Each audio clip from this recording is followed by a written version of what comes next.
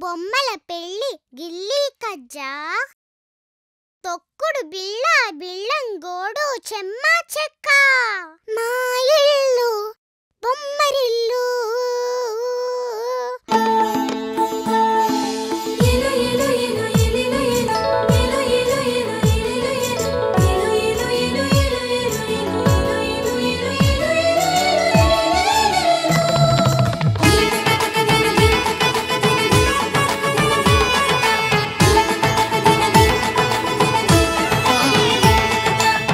జలరాలే చినుకుల్లో మిలమిలలాడే తడుకుల్లో జలరాలే చినుకుల్లో మిలమిలలాడే తడుకుల్లో చిరు చిరు మెరుపుల హరివిల్లు ఆనందాల పొదరిల్లు చిరు చిరు మెరుపుల హరివిల్లు ఆనందాల పొదరిల్లు మా ఇల్లు బొమ్మరిల్లు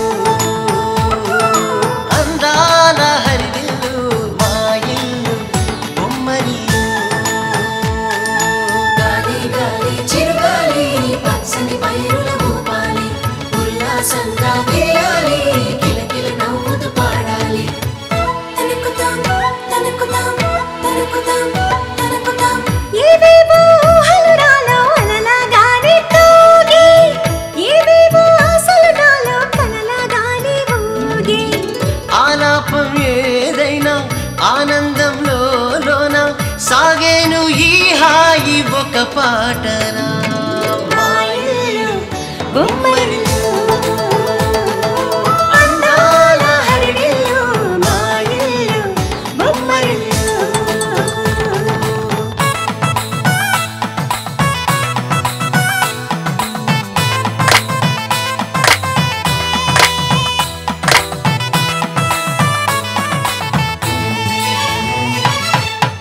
తనుకుతాం తనుకుతాం తనుకుతాం సరదాగానే వీచే చిన్నారి కిన్నెరసాని పయనాలేమో చూసి ఈ వాగు చూపంత సంద్రాలపై నీగా నీటేను నాకుండే తొలి ప్రేమనా మా ఇల్లు బొమ్మరిల్లు అందాల హరివిల్లు మా ఇల్లు బొమ్మరిల్లు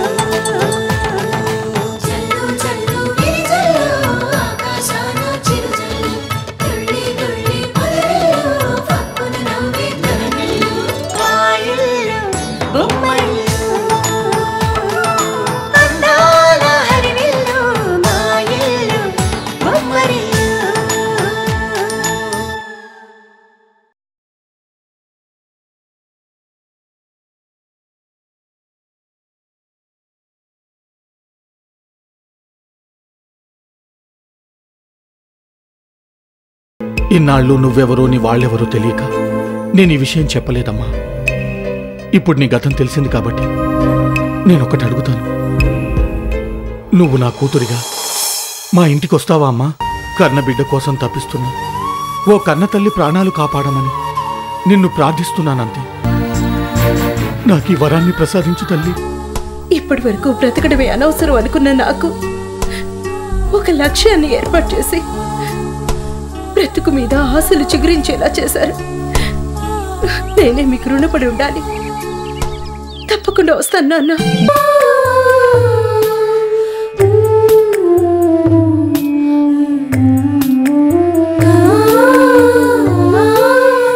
భగవంతుడా, ఇలాంటి అద్భుతమైన క్షణాలు మళ్ళీ నా జీవితంలో వస్తాయి అనుకోలేదు. ఇది శాశ్వతమో తాత్కాలికమో నాకు తెలీదు.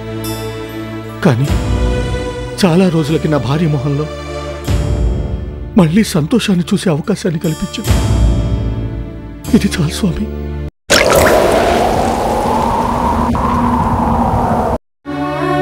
నువ్వొచ్చి మాకు మళ్ళీ పునర్జన్మనిచ్చావమ్మా.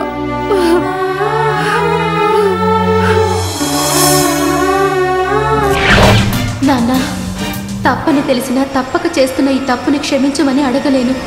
అలా అని అడగకుండా ఉండలేను. చాలా మంది అమ్మాయిలాగే నేను కలలు కన్నాను. ఒక అబ్బాయిని నమ్మాను, ప్రేమించాను. చివరికి అతని చేతిలో మోసపోయాను. కానీ పెళ్లి కొడుకుది ఎంత ఉన్నతమైన వ్యక్తిత్వమో చూశాక జరిగిందంతా దాచిపెట్టి అతన్ని పెళ్లి చేసుకుని ఒక మోసంతో నా జీవితాన్ని ప్రారంభించటం భావ్యం కాదనిపించింది. అందుకే నీ నుండి చాలా దూరం వెళ్ళిపోతున్నాను. దయచేసి నా గురించి వెతికే ప్రయత్నం చేయకండి నాన్న. ఎందుకంటే మీరు ఈ ఉత్తరం చదివేసరికి నేను ఈ లోకంలో ఉండకపోవచ్చు.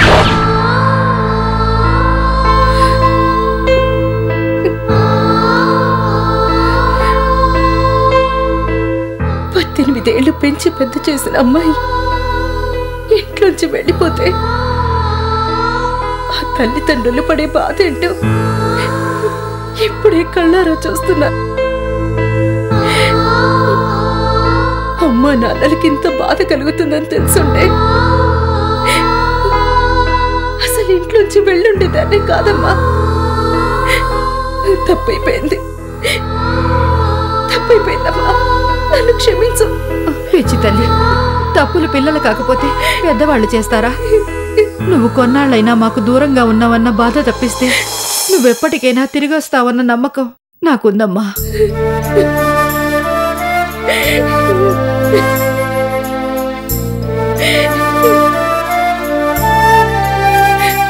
మనమ్మ ఎప్పటికైనా తిరిగి వస్తుందని నేను మీతో చెప్పాను కదండి. అయినా అడ్డాల్లో పెరిగిన బిడ్డ అలిగి వెళ్ళిపోయినందుకు నేను కుమిలిపోయాను గాని నా కడుపు పేగు మీద దీని పేరే రాసున్నప్పుడు ఇది ఎక్కడికి వెళ్తుందండి? ఎక్కడికి వెళ్ళదు. నా బంగారు తల్లి.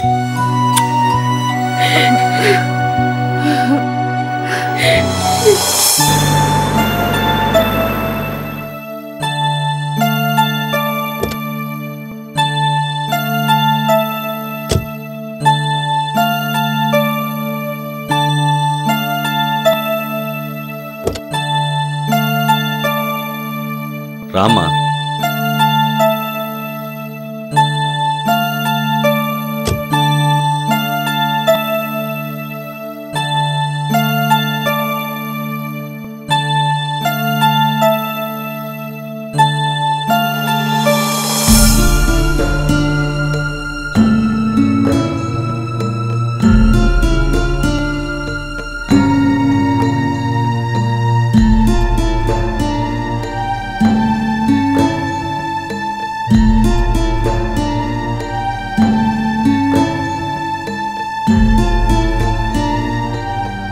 నాకు మాటివ్వమ్మా.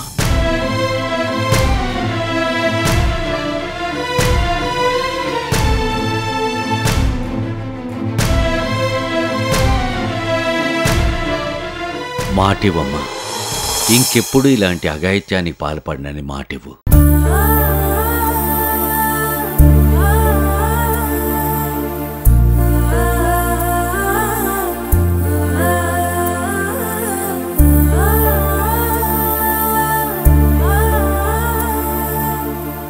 ఆ భగవంతుడి దయ వల్ల నీకేమీ జరగలేదు కాబట్టి సరిపోయింది. అదే నీకు జరగరాంది ఏదైనా జరుగుంటే నేనేమైపోయి ఉండేవాణ్ణి. మీరిద్దరూ మా అన్నయ్య నాకు వదిలేసి వెళ్ళిన తీపి గుర్తులమ్మా.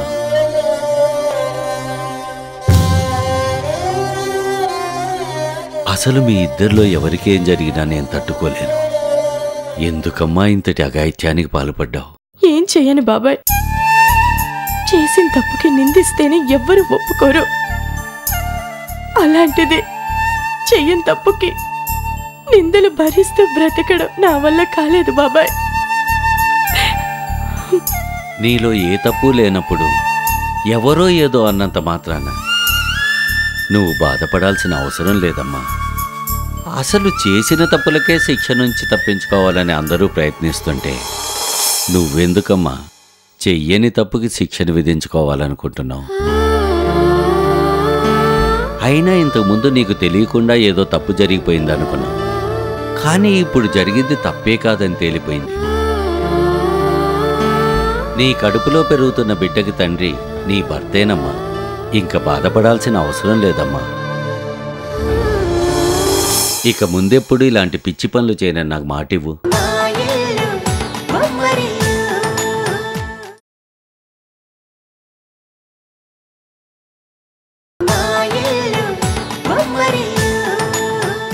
ఇక ముందెప్పుడు ఇలాంటి పిచ్చి పనులు చేయనని నాకు మాటివ్వు.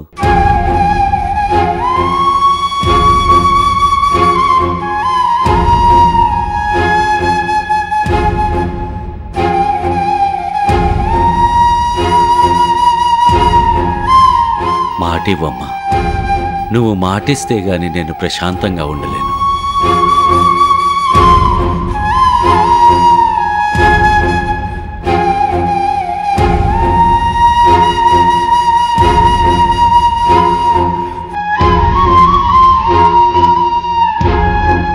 అలాగే బాబాయ్, ఇక నుంచి నా ప్రాణాలు పోగొట్టుకునే పని నేనేది చెయ్యను. నువ్వు చాలా నీరసంగా ఉన్నావమ్మా. నువ్వు రెస్ట్ తీసుకో. నేను వెళ్ళి మీ పిన్నితో పాలు పంపిస్తాను.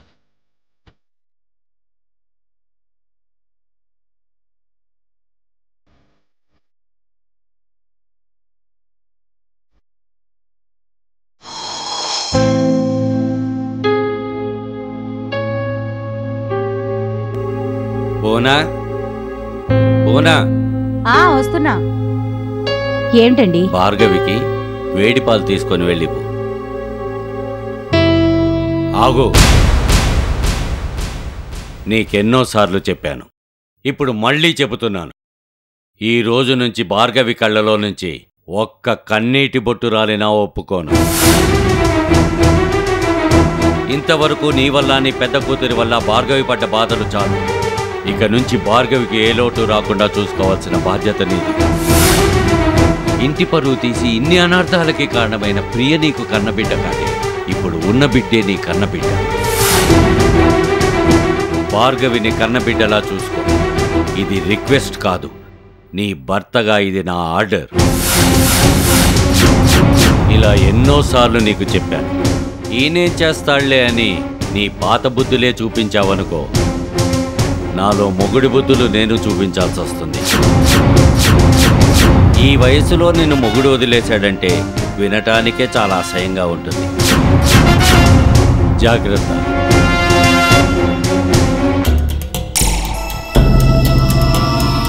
ఇది చేస్తే పీడ విరగడైపోతుందనుకుంటే మళ్ళీ బతికిందేంటి? ఆయన చేతులు కోసుకున్న బతికిందంటే దీన్ని మనిషి జన్మ కాదు, రాక్షస జన్మ. మొగుడి ముందు పుల్లా బతికిందాన్ని పిల్లిలా బతకాల్సి వస్తుంది. ఇంత దీనివల్లే. దీని సంగతి ఇప్పుడు కాదు, మెల్లగా ప్రియ జీవితం నుంచి దీన్ని అడ్డు తప్పించి సూర్య చేత దీనికి విడాకులు ఇప్పించి ఆ తరువాత దీనితో ఆడుకుంటాను. పనయ్యేంత వరకు దీంతో కొంచెం మంచిగా ఉండాలి. బాగున్నావా రాజేంద్ర? రాన్నయ్య, కూర్చో.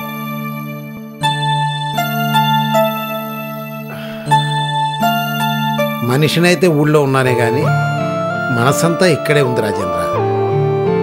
ఊళ్ళో రాఘవయ్య గారి ఇంటి ముందు నుంచి వెళ్ళిన ప్రతిసారి అతని బిడ్డలే గుర్తుకొస్తున్నారు. ఎలా బ్రతికిన కుటుంబం ఎలా తయారైంది తలుచుకుంటేనే గుండె తరుక్కుపోతుంది. ఇంతకీ గాయత్రి విషయం ఏమన్నా ఆచూకి తెలిసిందా? లేదన్నయ్య, తెలుసుకోవటానికే ప్రయత్నిస్తున్నాను. గాయత్రి ఎక్కడున్నా క్షేమంగానే ఉంటుందన్న నమ్మకం నాకుంది. కానీ నాకు ఇప్పుడున్న టెన్షన్ అలా భార్గవి గురించి. భార్గవికి ఎలాగైనా మళ్ళీ ఆ ఇంట్లో కోడలిగా స్థానం కల్పించాలన్నయ్య. నిన్ను చూస్తుంటే ఒక పక్క సంతోషం, ఇంకో పక్క బాధ కలుగుతున్నాయి రాజేంద్ర. నీ అన్నయ్య బిడ్డల గురించి నువ్వు ఇంతగా పరితపిస్తున్నందుకు నాకు చాలా సంతోషంగా ఉంది. అలాగే వాళ్ల కోసం నీ కుటుంబాన్ని సమస్యల్లో నెట్టుకోవడం చూస్తుంటే చాలా బాధగా ఉంది. అలా అంటావేంటన్నయ్య? వాళ్ళు మాత్రం నా కుటుంబం కాదా? వాళ్ళ జీవితాలు బాగుపడితే చాలు. దానికోసం నేను ఎన్ని సమస్యలైనా ఎదుర్కోవడానికి సిద్ధంగా ఉన్నాను. రేపొద్దున నేను చచ్చి మా అన్నయ్య దగ్గరికి వెళ్ళాక నా బిడ్డల్ని ఎవరూ లేని అనాథల్లా ఎందుకు వదిలేసావని అడిగితే నేనేం సమాధానం చెప్పుకోను.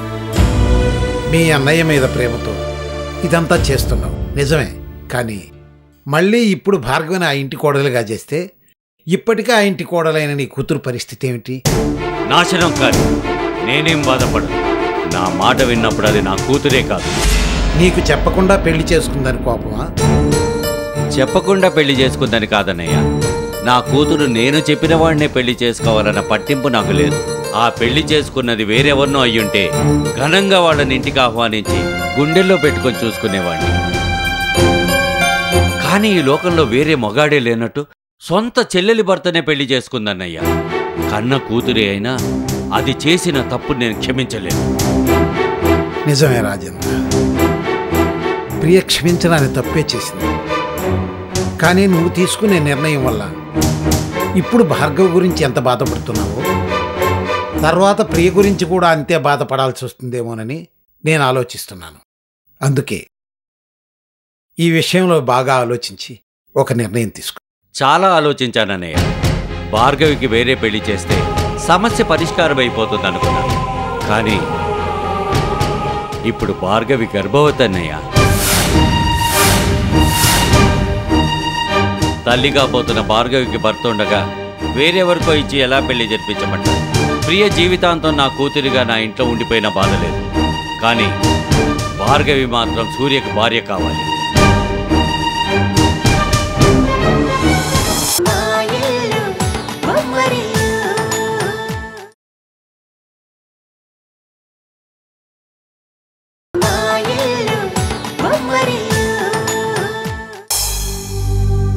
ఈ రాజేంద్ర లాయరు ఏవో టెస్టులు చేయిస్తానని భయపెడుతున్నాడు.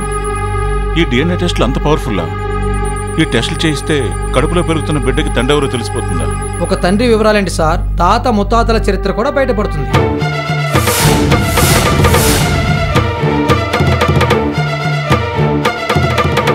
మీరు చెప్పినట్లు ఆ రాజేంద్ర గనక డిఎన్ఏ టెస్టులు చేయించి కోర్టులో ప్రొడ్యూస్ చేస్తే మాత్రం మీ తమ్ముడు ఓసలు లెక్క పెట్టడం గ్యారంటీ.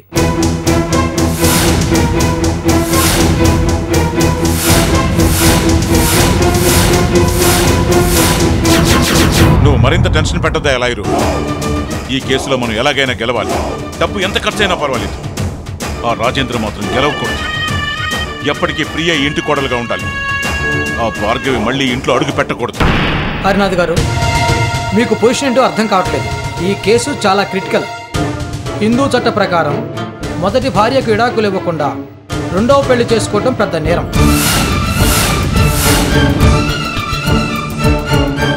దాని నుంచి బయటపడటమే కష్టం అనుకుంటే ఇప్పుడు మొదటి భార్య గర్భవతి.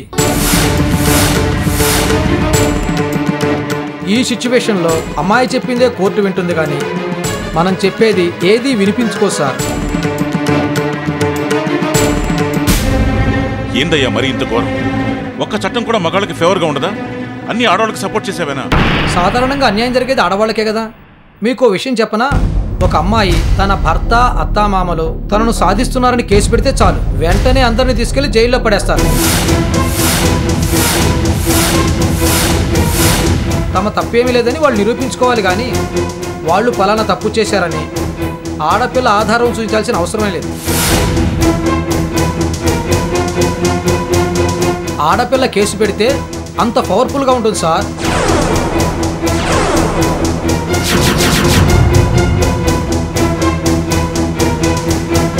నేను మీకు మొదటి నుంచి చెప్తున్న విషయమే మళ్ళీ చెప్తున్నాను. నా మాట విని ఈ విషయం కోర్టు వరకు వెళ్లకుండా చూసుకోండి. ఎలాగోలాగా మాట్లాడి బయటే సెటిల్ చేసుకోండి. వస్తాను సార్.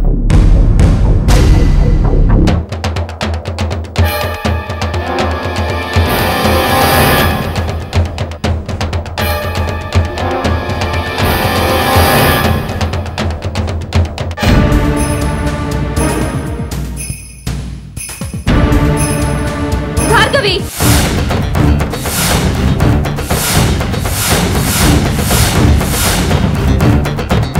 ఏమే ప్రపంచంలో నీకు ఇంకో మొగోడు ఎవడం దొరకలేదా? నా మొగుడిని పట్టుకున్నావు.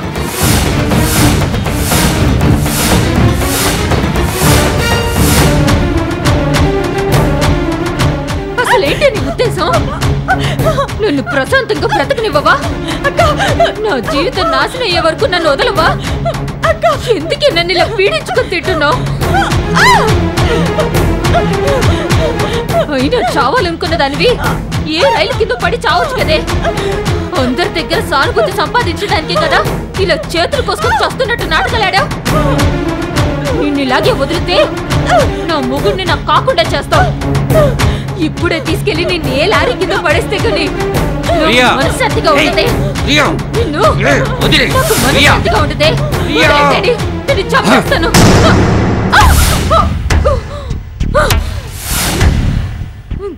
ఎంత ధైర్యమే నీకు? నా ఇంటికే వచ్చి న్యూసెన్స్ చేస్తావా? ప్రియా ఆగో.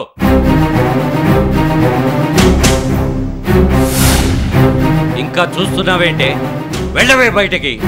అడుక్కునేవాడికైనా ఇంట్లో స్థానం ఉంటుందేమో గాని నీకు మాత్రం లేదు.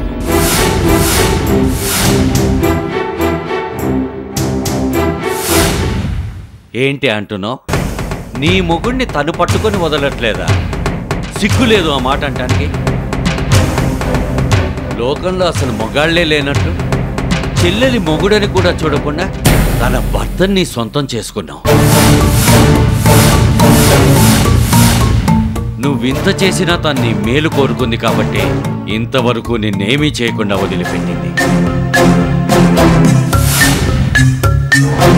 కానీ నిన్ను నేను వదిలిపెట్టాను.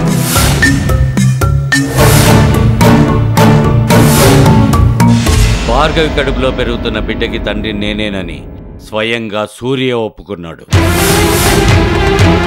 ఈ ఒక్క ఆధారంతో భార్గవిని మళ్ళీ సూర్యకి భార్యగా చేస్తాను.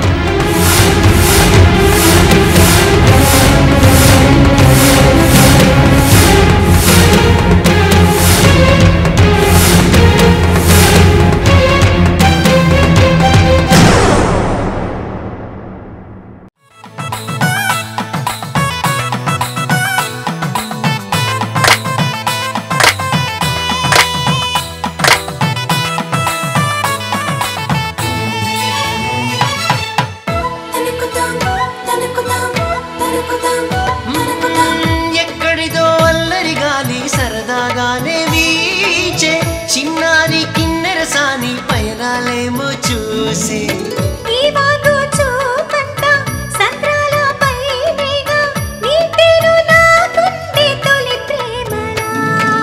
మా ఇల్లు